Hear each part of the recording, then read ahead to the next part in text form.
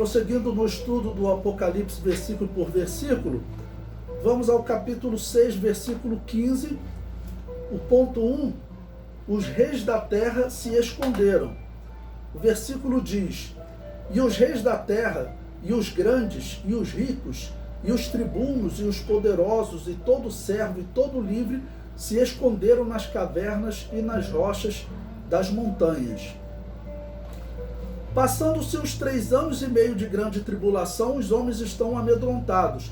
Por que eu estou falando em aproximadamente 3 anos e meio?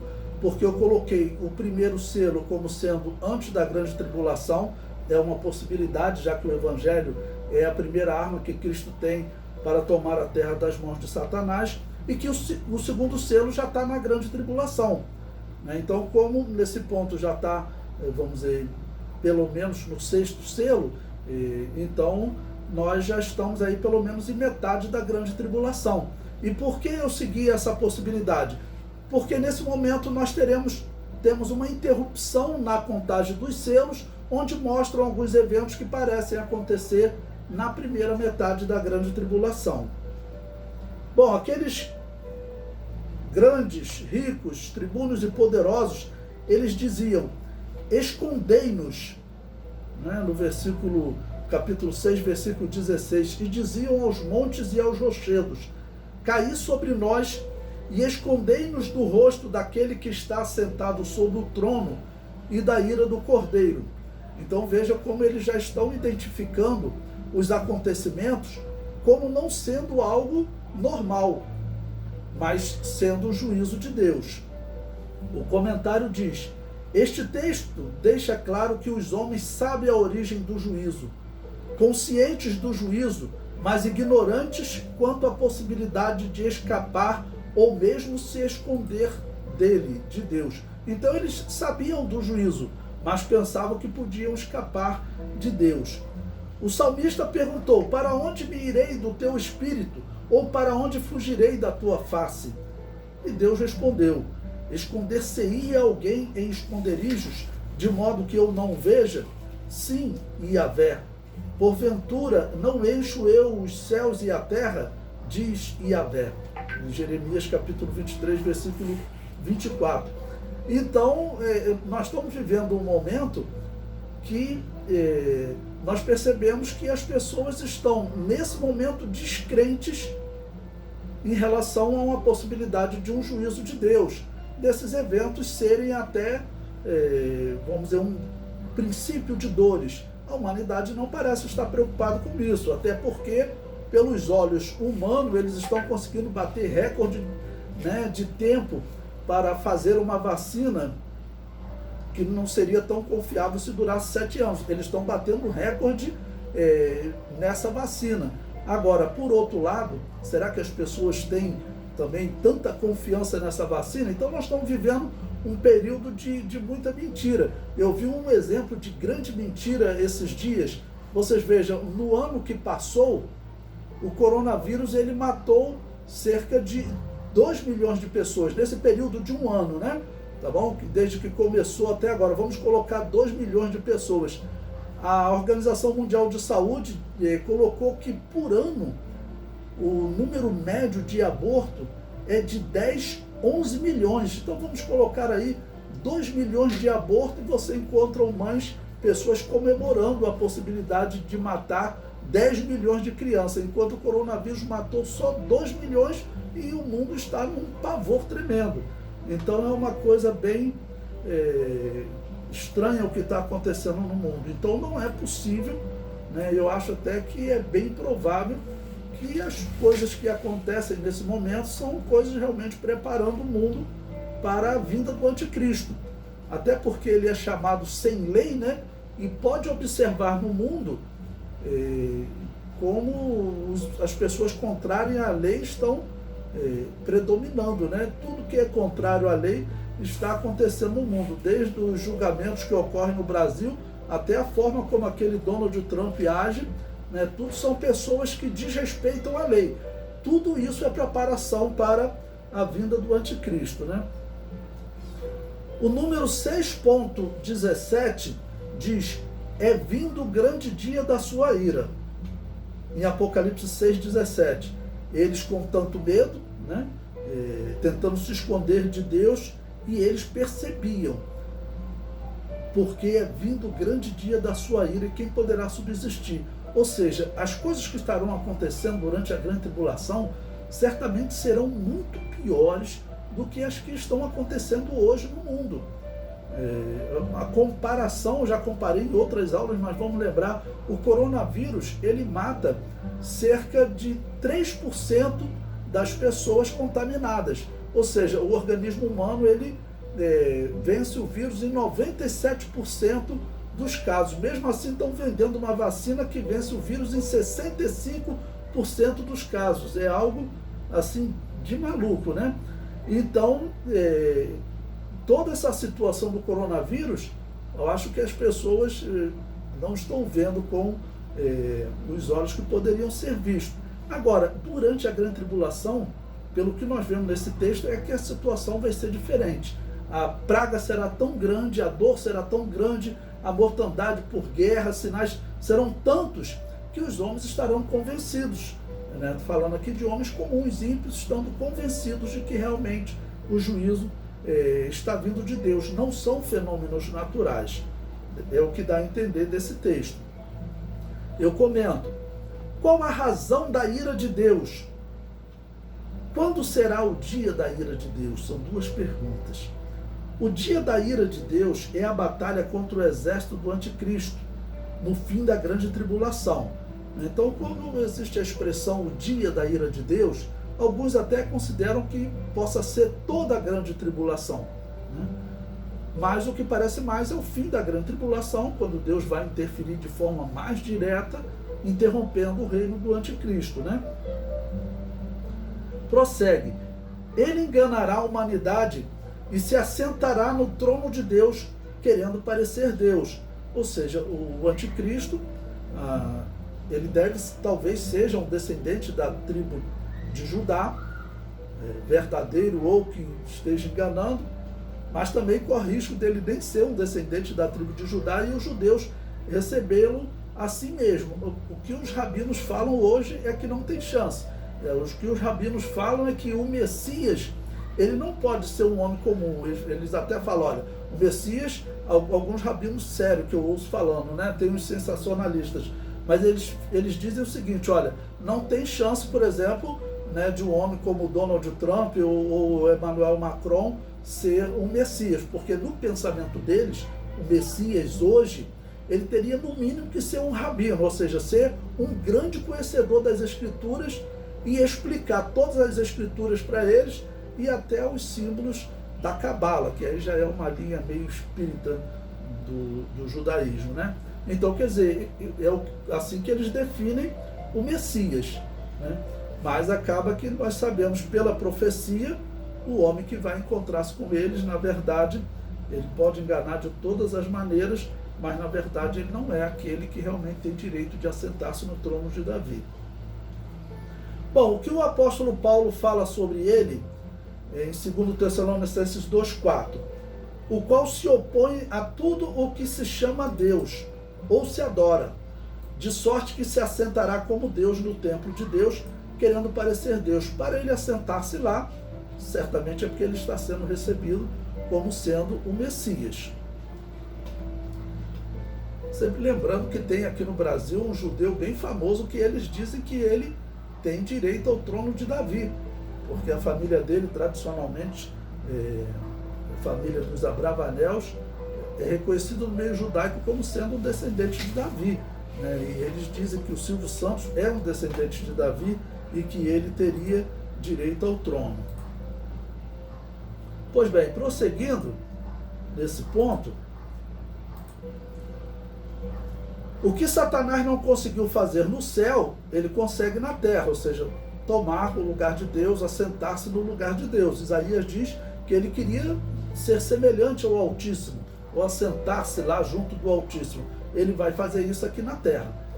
Por algum tempo ele se assentará no lugar que Deus escolheu, em Jerusalém. Esse lugar certamente será o Santo dos Santos, onde estava a arca e o propiciatório. Hoje os israelitas têm um templo? Não. Então, dificilmente o anticristo vai assentar-se no templo, vamos dizer, logo no começo. O templo pode ser reconstruído rapidamente, mas é bem provável que ele se assente no trono e acabe causando uma divisão entre os judeus sobre se ele é ou não o Messias, porque é nesse momento que a profecia diz que eles vão romper a aliança.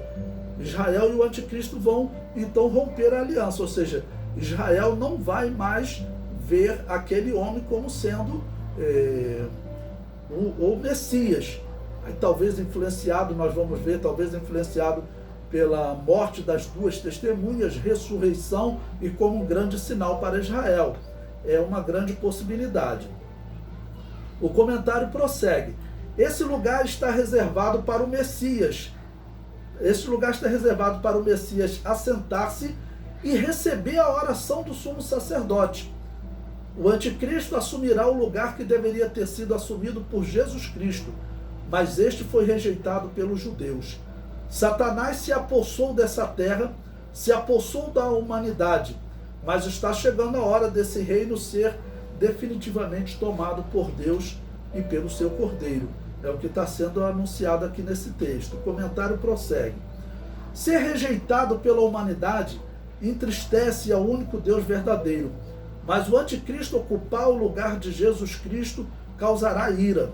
Esta é a razão da ira de Deus. Quando Romanos capítulo 1, versículo 18, ele vai falar, olha, porque do céu se manifesta a ira de Deus sobre toda a impiedade e injustiça dos homens, que detêm a verdade em injustiça. Né? Ou seja, aqueles homens que estão se opondo à verdade de Deus. E nesse momento aqui da história, quem será esse grande opositor? O anticristo. Porque se hoje já está sendo pervertida a verdade, durante a grande tribulação, né, se hoje existem países que toleram os cristãos falarem determinadas doutrinas, rapidamente se tornará crime as coisas que os cristãos hoje pregam e que é tolerado. O anticristo detém a verdade e a injustiça. Nenhum homem na história da humanidade manifestou a capacidade de deter a verdade como esse homem manifestará. É claro que o deter aqui não é impedir ou dar fim a ele, né? Mas durante a grande tribulação, o anticristo estará agindo, né, por assim, impedindo que a verdade de Deus chegue até a humanidade. Tá bom? Ninguém vai acreditar que Deus predestinou o mundo a passar pela grande tribulação e predestinou o mundo a ser escravo do anticristo nesse período, né? Deus não fez isso de maneira nenhuma, mas Deus deu liberdade aos homens e os homens, infelizmente, estão escolhendo esse rei. O comentário prossegue. Nero, Hitler e outros representam apenas o espírito do anticristo, do qual já ouvistes que há de vir e eis que está já no mundo. Então, irmãos, a possibilidade do anticristo estar no mundo, eu acho que é muito grande. Nós estamos vivendo realmente um momento muito difícil da igreja, em que nós estamos sendo sufocados com uma série de doutrinas, quando não são doutrinas estranhas, são cultos espetaculares, mas sem a Bíblia. Estamos cercados de uma série de coisas, né? Então essa é a ação do espírito do anticristo. Então eu não sei se o Donald Trump é o anticristo, né? Se o anticristo perdeu a eleição, eu não sei nada disso. Mas nós temos que estar atentos, porque tudo isso pode ser uma preparação para o governo do anticristo. Meu Deus do céu, que aconteça alguma coisa lá e se Donald Trump consiga tomar. Eu acho que não, mas consiga tomar o poder nos Estados Unidos. Eu acredito que não. Acho que ele não vai fazer isso. Não vai conseguir fazer isso. Mas por outro lado, irmãos, pensem em uma possibilidade, uma hipótese. Nós temos sempre que pensar em todas as hipóteses. O Donald Trump, eu sempre falei isso, até escrevi um livro falando sobre isso. Ele é um homem tão mentiroso, tão mal visto dos Estados Unidos, irmãos, que se alguém preparar uma mentira contra esse homem, né, ninguém vai acreditar que realmente seja mentira. Por quê? Porque ele é um homem muito mal visto. Então, vamos dizer, a população, uma boa parte da população, a imprensa em geral queria, né, que aquele mentiroso, aquele homem problemático saísse de lá. E se quem estiver chegando agora é um anticristo, já que Daniel profetiza que ele assume o poder de forma ilegal, ele pode realmente ter feito essa fraude e as pessoas não querem nem investigar, porque está todo mundo querendo se livrar do Donald Trump. Então, isso não é impossível. E vamos sempre lembrar o seguinte, quando a Bíblia fala do anticristo como mentiroso, assim, ele não quer, por exemplo, chegar ao poder de forma legal. Daniel diz que ele quer chegar ao poder de forma ilegal, de forma correta, não é o que ele quer. Ele quer exatamente o erro.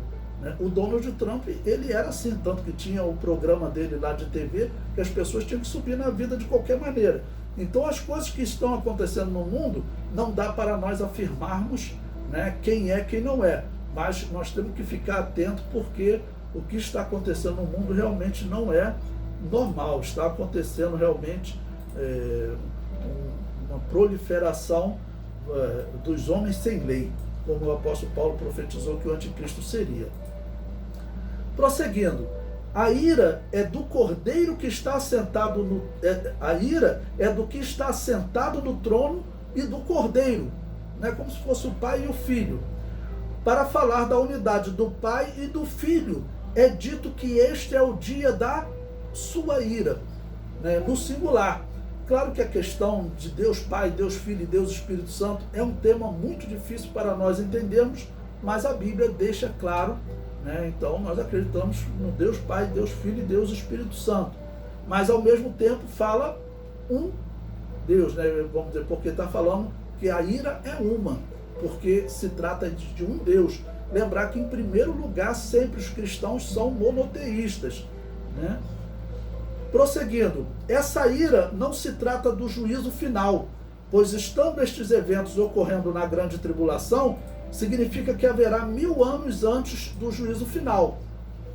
Então todos esses eventos que estão acontecendo aqui, eles estão acontecendo ainda antes do milênio, ainda antes do reino de Deus ser implantado de forma física aqui na terra. Esse dia da ira é chamado o dia de Yahvé, em Isaías 27:13, que diz: e será naquele dia que se tornará uma grande trombeta, e os que andavam perdidos pela terra da Assíria, e os que foram desterrados para a terra do Egito, tornarão a vir e adorarão ao Senhor no Monte Santo em Jerusalém. Provavelmente quando fala aqui, por exemplo, a Síria, a gente faz uma aplicação nos dias atuais. A Síria nos dias atuais equivale ali ao Iraque e parte do Irã. Essa profecia de Isaías se cumpre no fim da grande tribulação. Isaías afirma que se expiará a iniquidade de Jacó, e este será todo fruto de se haver tirado o seu pecado. Em Joel capítulo 2, versículo 1, está escrito: tocai a buzina em Sião e clamai em alta voz no monte da minha santidade. Perturbem-se todos os moradores da terra, porque o dia do Senhor vem, ele está perto. E em Sofonias capítulo 1, versículo 15 e 16, ele diz: aquele é um dia de indignação, dia de angústia e de ânsia, dia de alvoroço e de desolação, dia de trevas e de escuridão, dia de nuvens e de densas trevas, dia de trombeta e de alarido contra as cidades fortes e contra as torres altas. Ou seja, vai haver um período em que Israel estará cercado, será uma guerra que nós chamamos aí a Terceira Guerra Mundial. Nós acreditamos que ainda acontecerão 2 guerras mundiais. A Terceira Guerra Mundial, que será a Batalha do Armagedon, será formado por um exército, do lado do anticristo. O mundo todo estará unido ao anticristo contra Israel. Algumas pessoas perguntam: o Brasil estará de que lado? Pela profecia bíblica, todos os países estarão contra Israel. Hoje o Brasil tem uma posição favorável a Israel.